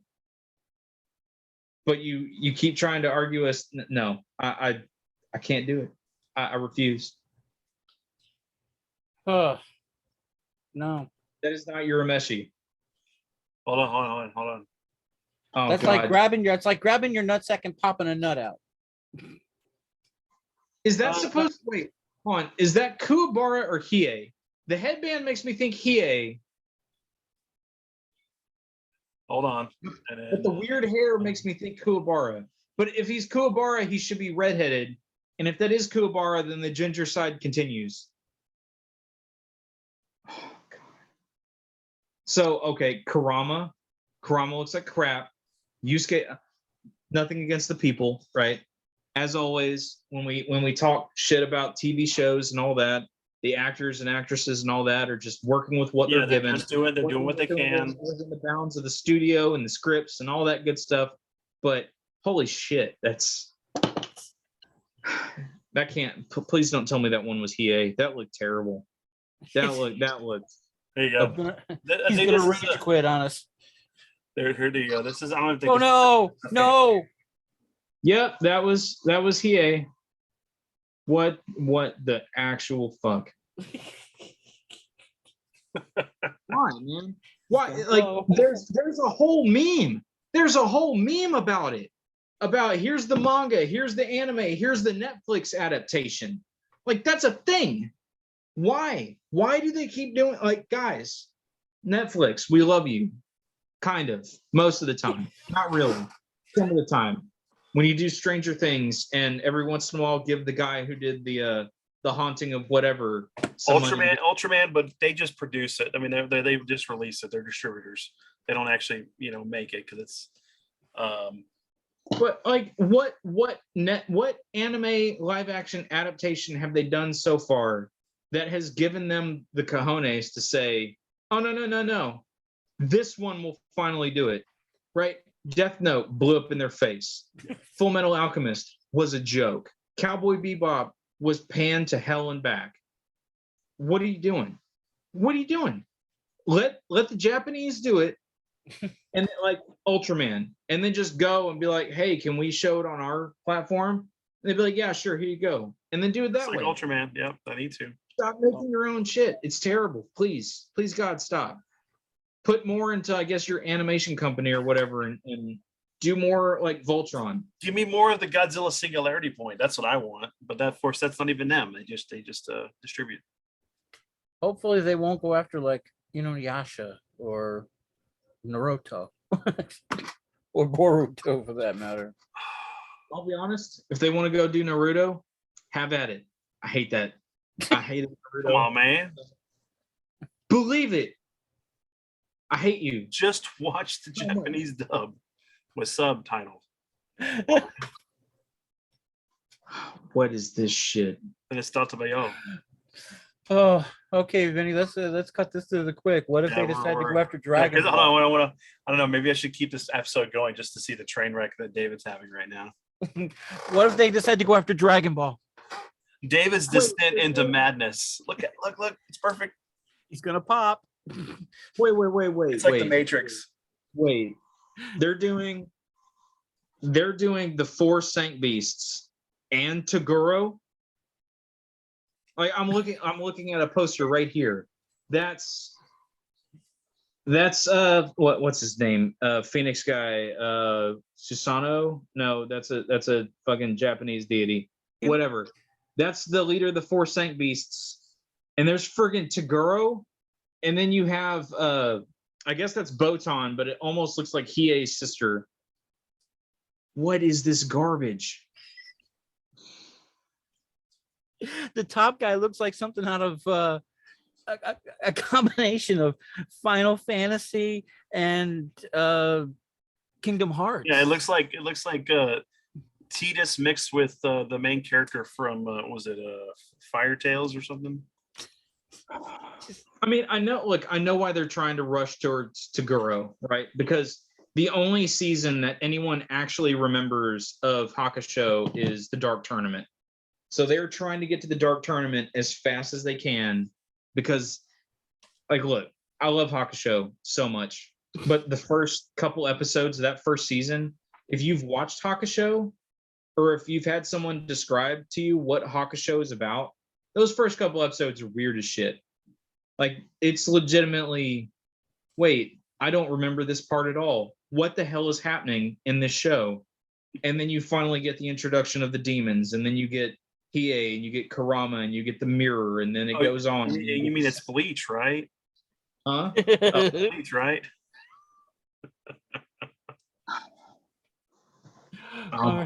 What if they tried to go after Fooly Cooley? I don't think they have the budget for the CGI that would be required to do that show. Which is exactly why they would try it. Dude, if they're going to do Hakusho, like early age Hakusho, you have Hiei, who turns his entire body fucking green and covered in eyeballs. Imagine the garbage Netflix CGI that's going to be Hiei covered in eyeballs and green. That's going to be the most atrocious shit. They won't even be able to. They won't even be able to because the green will disappear. Yeah, they can't. You can't do CGI over green. Yeah, it would have to be some god awful dark forest green, which would look black on the screen. Otherwise, it would be just a bunch of eyeballs. Yeah, because of green screening. Yeah, and you know what? I want them to do it. Do it. Just screw it up. Ruin my childhood. Just go. You know what? Tie all your stupid anime adaptations in. Have Urameshi be in the middle of fighting Hiei for the mirror, and then right at the end, have Alphonse, right, had the armor, just come running in and steal the mirror because he's going to try and use that to bring back their mom. And then all of a sudden, for no reason whatsoever, Light Kinagami shows up and writes Urameshi's name in the death note and kills him again. But because Urameshi's already died once, right, they just bring him back again. And then Light doesn't understand how Urameshi survived the death note. And just start tying all your bullshit in together. And then Goku shows up and gets all the Dragon Balls and wishes. And make sure it's the Evolution Aniverse. Goku, right? Like Dragon Ball Evolution Goku, not even legit Goku. Just, if you're gonna go awful, go full awful. And undo the fix that you did to Piccolo, right? Where he's not green anymore. Go OG Piccolo before they showed the images of him initially, and all the fan backlash came back. Because remember, Piccolo in Evolution didn't start off green. He was like a weird tan color. No, I know. And then he was white for a period of time too. Yeah, so just go back to that version of Piccolo and run with it. Jesus God Almighty! Could you imagine when they start doing the live action for One Piece? Oh God, That'll look terrible. I mean, it already looks terrible. But yeah, I can't watch that show. It just doesn't. But I could just imagine how many fanboys will be hurt. And I'm not talking bad about people who love One Piece. I get it, but I mean, look, I can't watch the show because it's like 12,000 episodes at this point, and there's just no good onboarding point, and I don't have my life to spend just binging 24/7 to get caught up on that series. For the people that have been following it for the 30 years that it's been running, congratulations. It'll end sometime in the next millennium, I'm sure. One day he'll catch the Pokemon that he's trying to get. I don't even know. I don't even know what the hell that. Like, what is that show? Okay, all right. So, you know what? I'll do this. Netflix. There's an anime series that would do well to be live action, and it's called Case Closed. It would work. Just do it. Don't do that to them. Don't give them that. Don't give them anything. No, don't give them the greatness of Case Closed. No, don't give them Case Closed. Don't give them what is there was a new anime that I saw the other day, a trailer for Love at the End of the World or whatever, where it's like Power Rangers, but it's the Red Ranger fell in love with a version of Rita Repulsa that's not a million years old or something like that. Like even crap like that. The weird anime that's all the anthropomorphic versions of like our blood cells. No, just don't. You know what anime you can make? None of them. Just stay the fuck away. Yeah. Or put more money into your animation division and stop using garbage CGI and do actually decent animation. And maybe you can start doing like updated versions of decent anime, but just live action doesn't work. It doesn't. I can't think of a single live action anime that I've watched that I came out of it and said, man, that really did justice to its source material. There are some that have come kind of close, right? Like I know there's a whole plethora of people out there that love like Battle Angel, but I mean, it's like video game adaptations. How many of them that are out there that are actually good, right? They're actually watchable, not drunk, right? Not high, that you're just going to go in and watch it and say, and come out of it and go, man, that was a great movie. They did justice to the material. I can only think of three, and that's Detective Pikachu. Okay. Sonic the Hedgehog. It's not an anime, but okay. Video game adaptation. She's talking video game added. Okay. And then Silent Hill, the first one.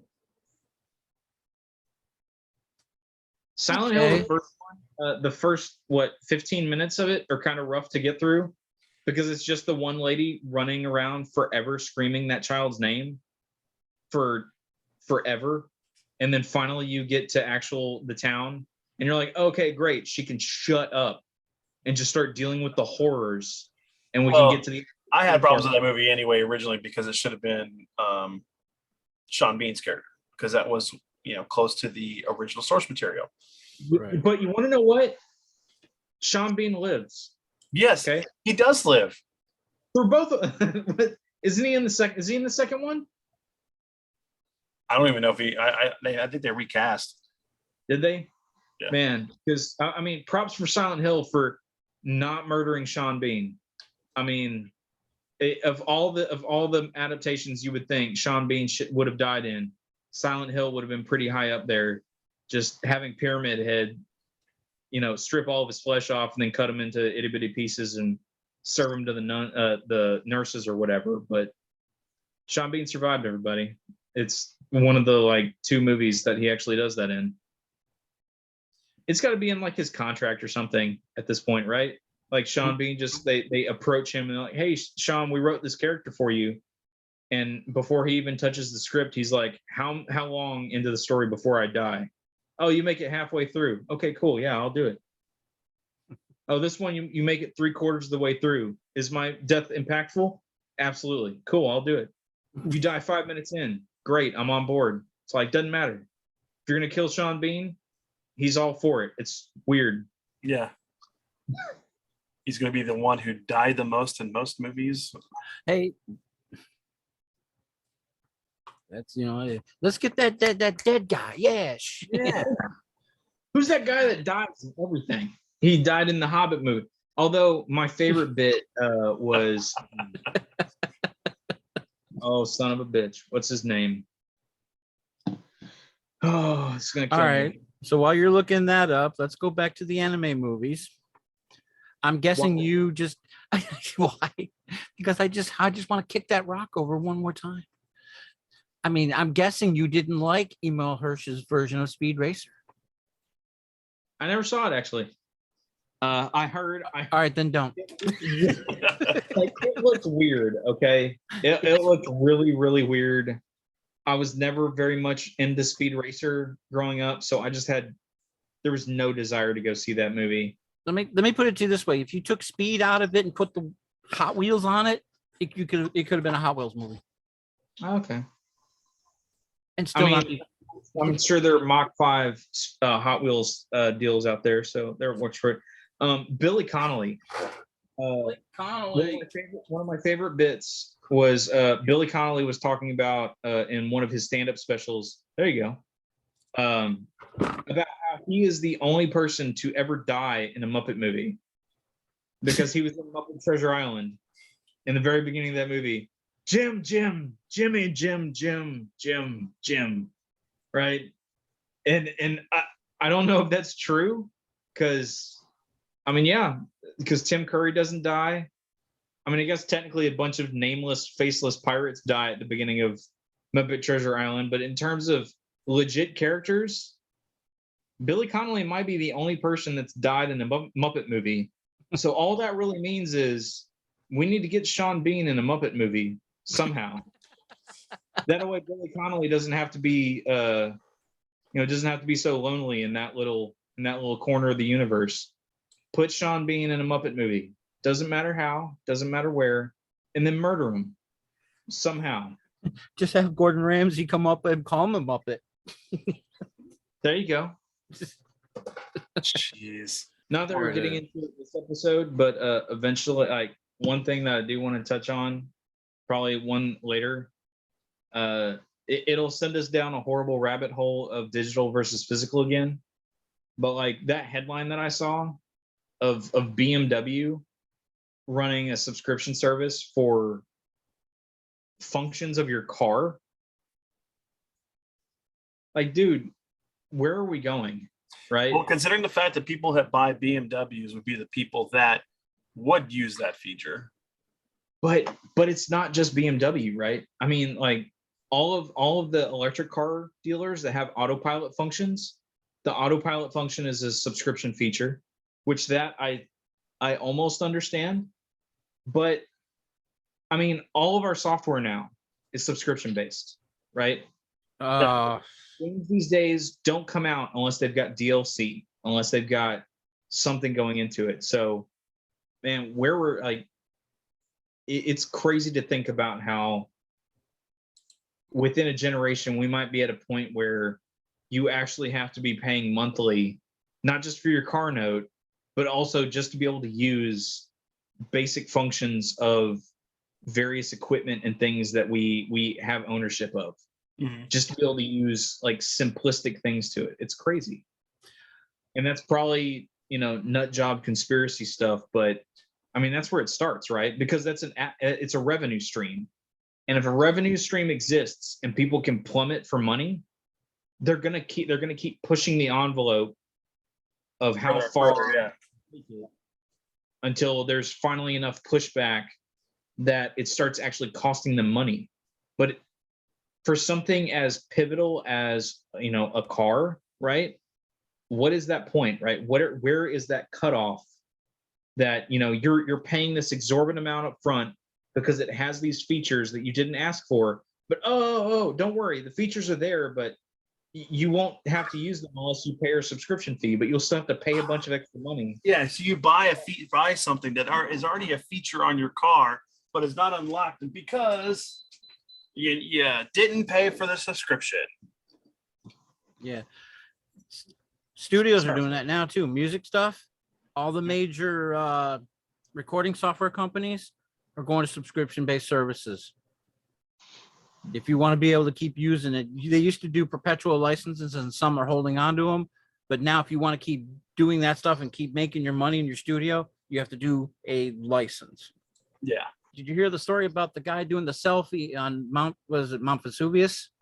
Or yeah. He fell in? Yeah, guy's up on the top of the mountain. There's a whole group of people. Okay. There's all kinds of warning signs and shit. Like, hey. He's up there doing a selfie. He fell in the damn volcano. And then somebody pointed out, of all the groups of people, Brits, Australians, the only one who fell in was an American. So there was click and gone. I'm trying to remember where I heard it. But there was a I want to say it was a podcast or maybe it was a show on YouTube that I was watching where there's a really interesting discussion that was being had where this whole selfie culture, right, that exists, where the whole TikTok meta that goes on where everything is content, right? Everything is content.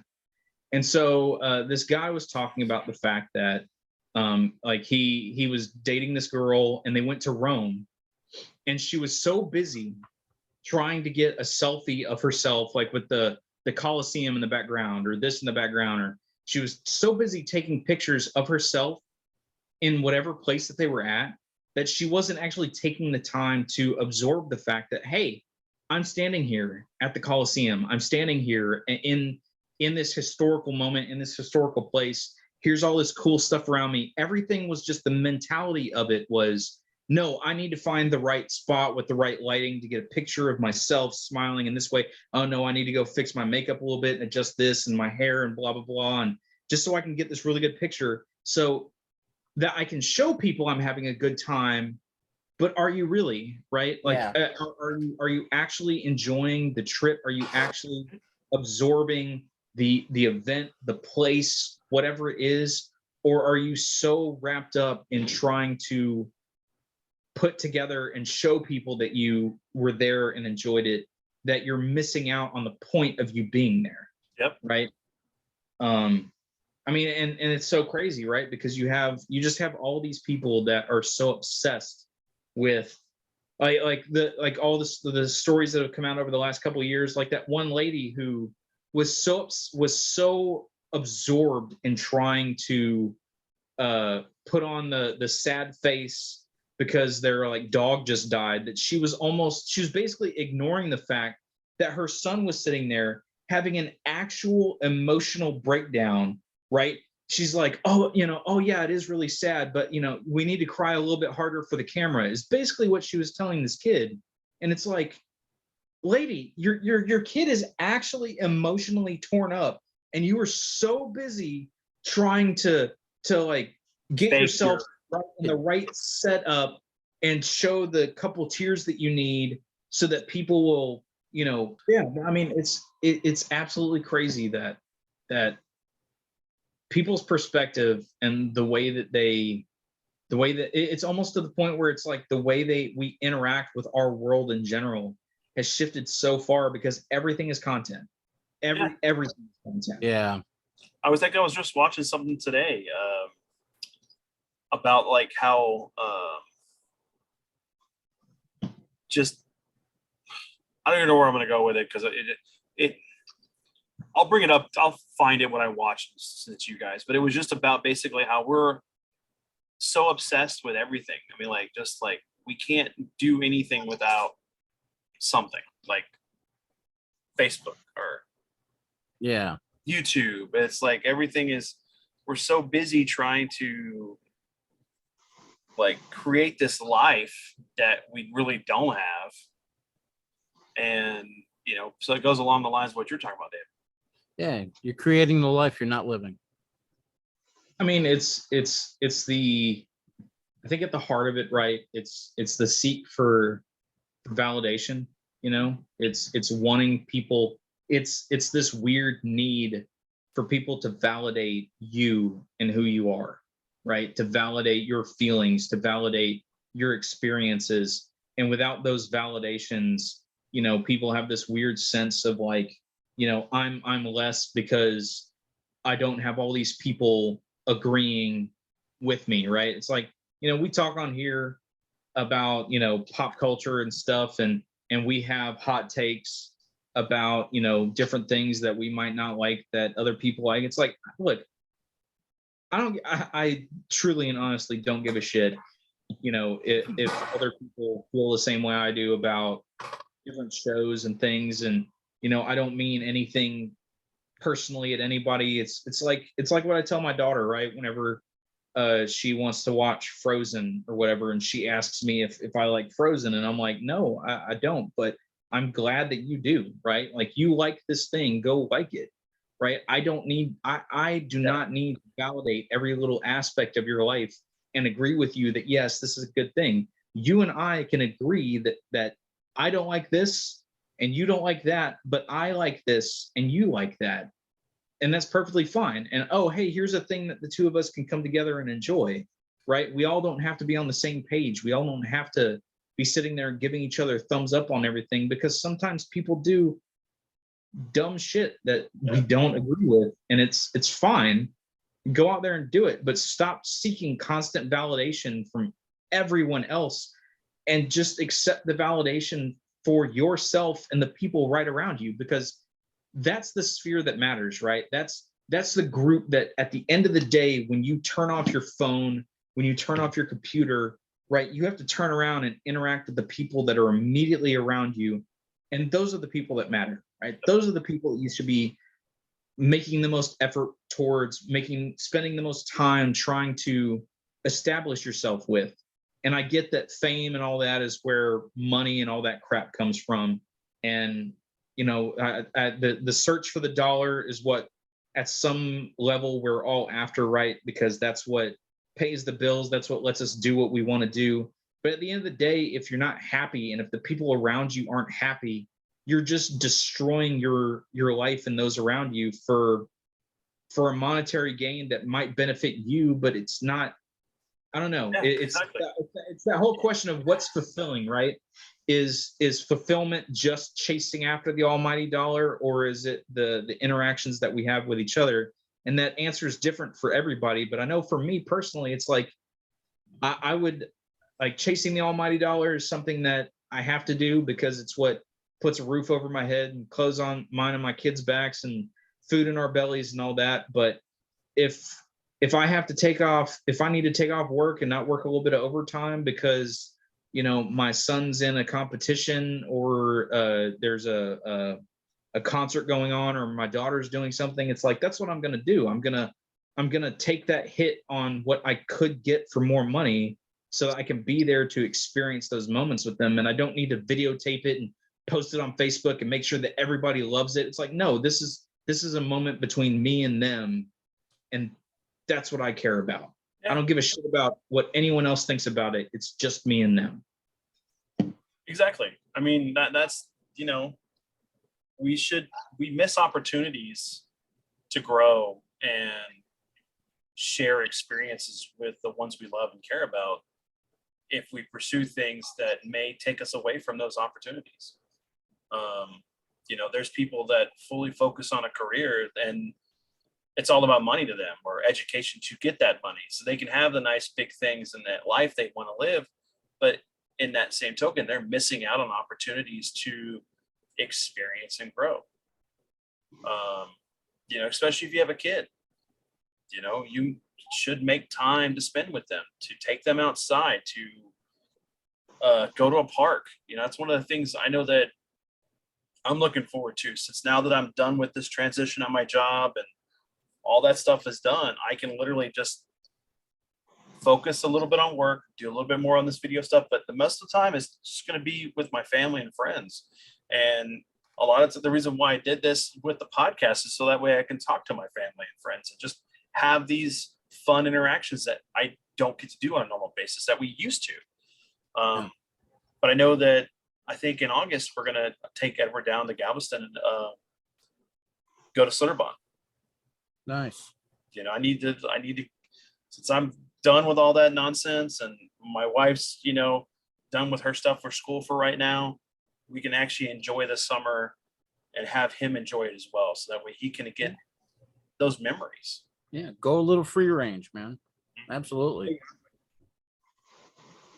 Come over to David's house and play some games. There you go, man. I need to dust off some of these and get some playtime on them because, yeah. But yeah. So just to give the shout out here, so something we're starting to do. Of course, we did it last episode, and the nomination, the person that we're going to nominate this, not nominate, but you know, the person we're going to recognize on this episode is Owaz. He's been on the podcast before. His channel is Owazrim. He's a very big Sega fan. Does pickup videos, does unboxings, does a lot of playthroughs and live streams. Really great dude. Does stuff with his family. You should check him out. Give him some love. So, but that's my shout out for this week. So, anything, guys, you want to say before we close out, or? Nope. This was a good one. This was fun. Yeah. So, all right, everyone, and we hope you enjoyed this episode of Down Level Podcast. This was a really great episode. We kind of just went off in a direction, and I actually kind of like this a little bit. We do want to change some things here in the future, like maybe put some news in here and some highlights, some stuff or whatever, but that'll come with some time.